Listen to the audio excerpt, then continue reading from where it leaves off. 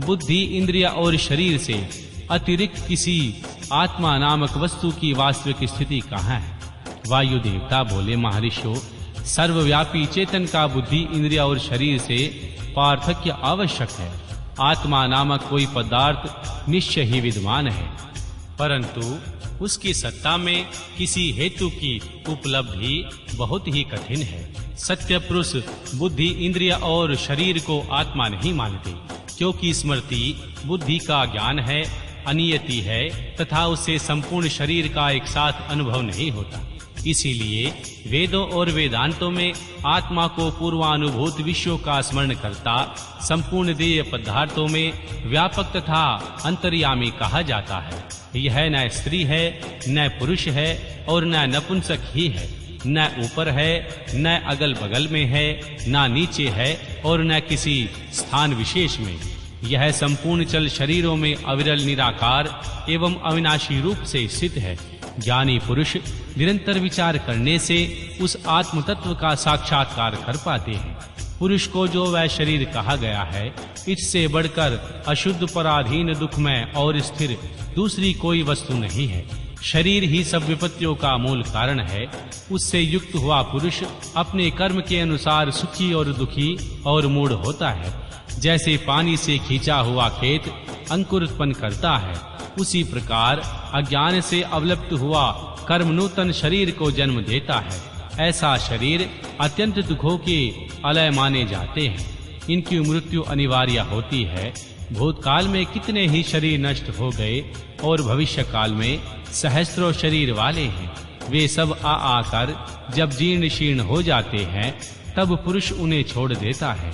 कोई भी जीवात्मा किसी भी शरीर के अनंत काल तक रहने का अवसर नहीं पाता। यहाँ स्त्रियों, पुरुषों, पुत्रों और बंधु बांधवों से जो मिलन होता है, वह पथिक मार्ग में मिले हुए दूसरे पथिकों के समागम के समान है। जैसे महासागर में एक काष्ठ कहीं से और दूसरा काष्ठ कहीं से बहता आता है, वे दोनों काष्ठ कहीं थोड़ी देर के लिए मिल जाते हैं और मिलकर फिर बिछुड़ जाते हैं। उसी प्रकार मणियों का यह समागम भी संयोग वियोग से युक्त है। श्री ब्रह्मा जी से लेकर स्थावर प्राणियों तक सभी जीव पशु कहे गए हैं। उन सभी पशुओं के लिए ही यह दृष्टादांत या दर्शन शास्त्र कहा गया है।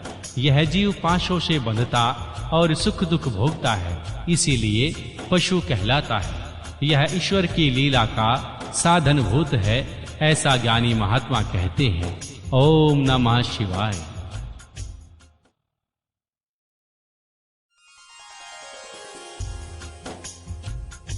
अध्याय 4 व 5 महेश्वर की महत्ता का प्रतिपादन। वायु देवता कहते हैं, महर्षियों, इस विश्व का निर्माण करने वाला कोई पति है जो अनंत रमणीय गुणों का आश्रय कहा गया है। वही पशुओं को भी पाश से मुक्त करने वाला है। उसके बिना संसार की सृष्टि कैसे हो सकती है? क्योंकि पशु अज्ञानी और पाश अचेतन है। प्रधान परमाणु आदि जितने भी जड़ तत्व हैं, उन सब का कर्ता वह पति ही है। यह बात स्वयं समझ में आ जाती है। किसी बुद्धिमान या चेतन कारण के बिना इन जड़ तत्वों का निर्माण कैसे असंभव है। परंतु पाश और पति का जो वास्तव में पृथक पृथक स्वरूप है, उसे जानकर ही ब्रह्मवेता पुरुष योनि से मुक्त होता है। क्षर और अक्षर ये दोनों एक दूसरे से संयुक्त होते हैं। पति या महेश्वर ही अव्यक्त जगत का भरण पोषण करते हैं। वे ही जगत को बंधन से छुड़ाने वाले हैं। भोक्ता का भोग्य और प्रेषक ये तीन ही तत्व जानने योग्य हैं। विज्ञ पुरुषों के लिए इनसे भिन्न दूसरी कोई वस्तु जानने योग्य नहीं है। सृष्टि के आरंभ में एक ही रुद्रदेव विद्यमान रहते थे, दूसरा कोई नहीं होता। वे ही इस जगत की सृष्टि करके इसकी रक्षा करते और अंत में सबका संहार कर डालते हैं। उनके सब और नेत्र हैं, सब और मुख हैं, सब और भुजाएं हैं और सब और चरण हैं। ये ही सबसे पहले देवताओं में श्री ब्रह्मा जी को उत्पन्न करते हैं। श्रुति कहती है, रुद्रदेव सबसे श्रेष्ठ महान ऋषि हैं। मैं इन महान अमृत स्वरूप अविनाशी पुरुष परमेश्वर को जानता हूँ। इनकी अंग कांति सूर्य के समान है। ये प्रभु अज्ञाना अंधकार से परे विराजमान है। इन परमात्मा से परे दूसरी कोई वस्तु नहीं है। इनसे अत्यंत सूक्ष्म, इनसे अधिक महान कुछ नहीं है। इनसे यह सारा जगत परिपूर्ण है। इनके सब और हाथ, पैर, नेत्र, मस्तक, मुख और कान है। ये लोक में सबको व्याप्त करके स्थित है। संपूर्ण इंद्रियों के विषय को जानने वाले हैं, परंतु वास्तव में सब इंद्रियों से रहित हैं। सबके स्वामी, शासक, शरणदाता और सुहार्द हैं। ये नेत्र के बिना भी देखते हैं और कान के बिना भी सुनते हैं। ये सबको जानते हैं, किंतु सबको पूर्ण रूप से जानने वाला कोई नहीं है। इन्हें परम पुरुष कहते हैं। ये अणु से भी अत्यंत अणु और महान से भी परम महान है। ये अविनाशी महेश्वर इस जीव की हृदय गुफा में निवास करते हैं। एक साथ रहने वाले दो पक्षी एक ही वृक्ष शरीर का आश्रय लेकर रहते हैं। उनमें एक तो उस वृक्ष के कर्म रूप फलों का स्वाद लेकर उपभोग करता है, किंतु दूसरा उस वृक्ष के फल का उपभोग नहीं करता हुआ केवल देखता रहता है। जीवात्मा इस वृक्ष के प्रति आसक्ति में डूबा हुआ है, अतः मोहित होकर शोक करता रहता है। वह जब भी कभी भगवान कृपा से भक्त सेवित परम कारण रूप परमेश्वर का और उसकी महिमा का साक्षात्कार कर लेता है, तब शोक रहित हो सुखी हो जाता है। छंद, यज्ञ, क्रतु तथा भूत, वर्तमान और भविष्य संपूर्ण विश्व को वह माया भी रचता है और माया से ही उसमें प्रविष्ट होकर रहता है। प्रकृति को ही माया समझना चाहिए और महेश्वर ही वह मायावी है। ये विश्वकर्मा महेश्वर ही परम देवता परमात्मा है, जो सबके हृदय में विराजमान है।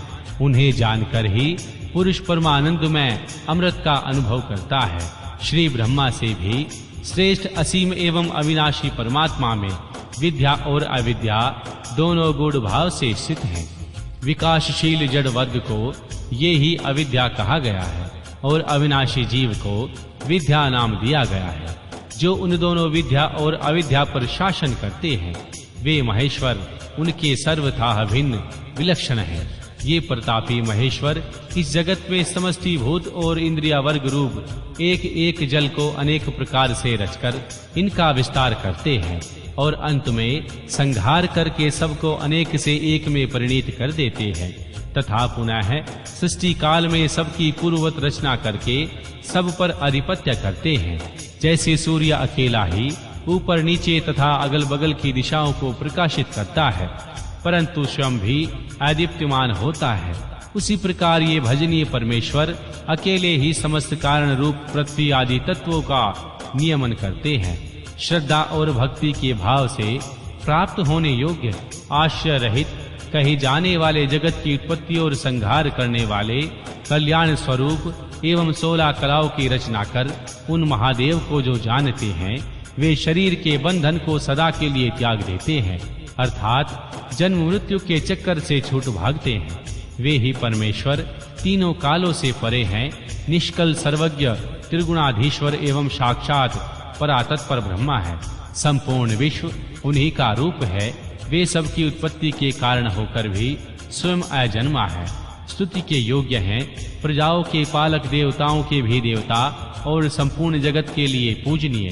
अपने हृदय में विराजमान उन परमेश्वर की हम उपासना करते हैं, जो काल आदि से परे हैं, जिनमें यह समस्त प्रपंच प्रकट होता है, जो धर्म के पालक हैं, पाप के नाशक, भोगों के स्वामी तथा संपूर्ण विश्व के धाम हैं, जो ईश्वरों के भी परम महेश्वर, देवताओं के भी परम देवता तथा पतियों के भी परम पति हैं। उन भुवनेश्वरों के भी ईश्वर महादेव को हम सबसे परे जानते हैं। उनके शरीर रूप कार्य और इंद्रियां तथा मन रूपी कारण नहीं है। उनके समान और उनसे अधिक भी इस जगत में कोई नहीं दिखाई देता। ज्ञान, बल और क्रिया रूप उनकी स्वाभाविक पराशक्ति वेदों में नाना प्रकार की सुनी गई है। उन्हीं शक्तियों से इस संपूर्ण विश्व की रचना हुई है। उनका न कोई स्वामी है, न कोई निश्चित चिन्ह है, न उन पर किसी का शासन है। वह समस्त कारणों का भी कारण होते हुए ही उनका अधीश्वर भी है। उनका न कोई जन्मदाता है, न जन्म है, न जन्म के माया मलादि हेतु ही है। एक ही संपूर्ण विश्व में समस्त भूतों के कुराह रूप